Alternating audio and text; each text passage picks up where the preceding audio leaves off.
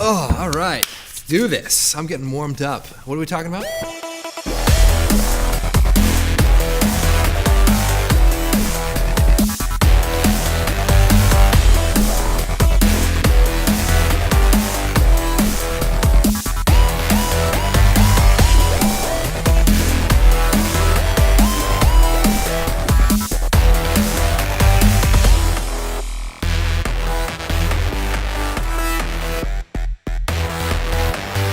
Hey, what's up? Andrew Kramer here for VideoCopilot.net.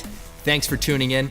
Recently, I had the opportunity to work with J.J. Abrams for the title sequence of the film Star Trek Into Darkness.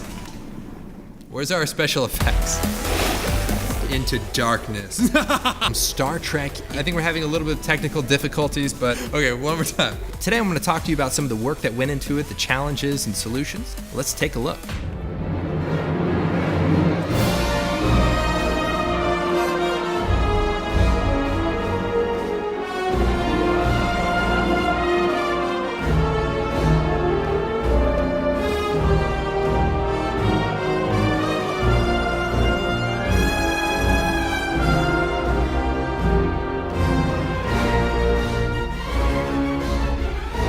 All right, so we knew we wanted to create 32 unique titles in space. Now, there's two ways to do it.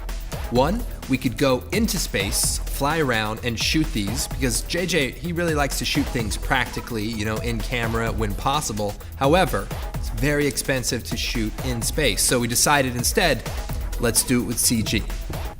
The only thing, in the end, it actually turned out to be a little bit more expensive. The first thing we did is built things like planets and moons and asteroids and nebulas. Once we built all of these assets, we imported them inside of Adobe After Effects using Element 3D. What this allowed us to do is work with the 3D planets in real time.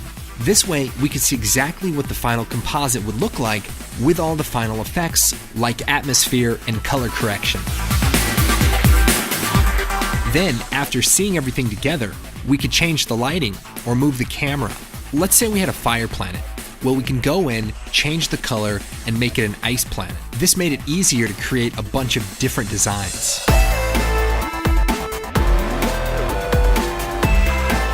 Another cool thing we did is we used the particle replicator to create fields of particles. So what we could do is just take a couple of asteroid pieces, randomize the rotation, randomize the size, and spread them out so it looks like a whole field of these objects.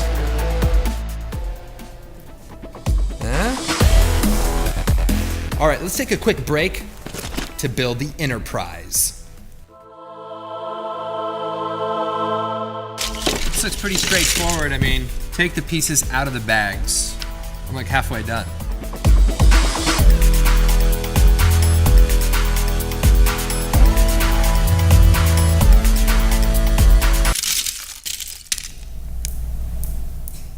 Did you guys hear? A piece just fell. Nobody move.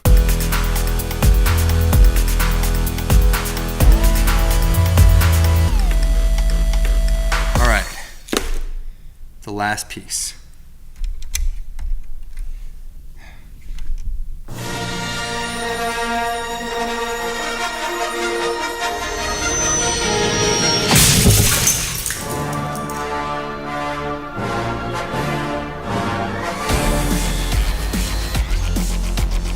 Now, another thing we did is we built real lens flares based on actual photographic lens flares. Basically, we took a flashlight like this and shined it into the camera of some anamorphic lenses to create some really cool photographic elements. So these elements are now part of a lens flare using another one of our plugins called Optical Flares.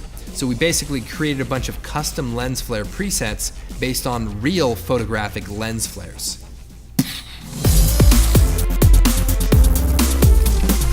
In addition to creating a bunch of planets and 3D objects, we also created some custom particle effects. For some of the scenes, we had really bright suns that had solar flares burning off of them and had just like a really cool atmosphere to it. So by taking these particle animations and spreading them out in 3D space around our sun, we could create a very three-dimensional look with all of these particles happening in the same comp. One of the cool things about Element 3D is you can load an After Effects comp as a texture. So what I did is I created a special texture using various copies of Fractal Noise to create some high energy looking noise, and then loaded that up as the diffuse texture, and then combined it all together to create a really cool looking star. We didn't really have time to do a massive particle simulation for each planet scene. So instead we came up with a new technique that would give us the 3D volume, but maintain really fast render speeds. The basic idea was to create some 3D cards that had some displacement on them, and then what we did was added a texture to that plane. And then by using multiple planes together, we were able to create a dense cloud-like effect. All right guys, thanks for watching. My name is Andrew Kramer. As you can tell, we had a blast working on this project.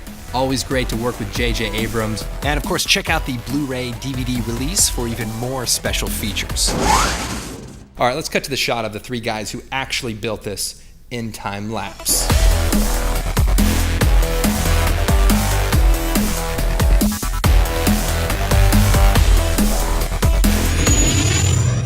I don't know if I can do it, guys.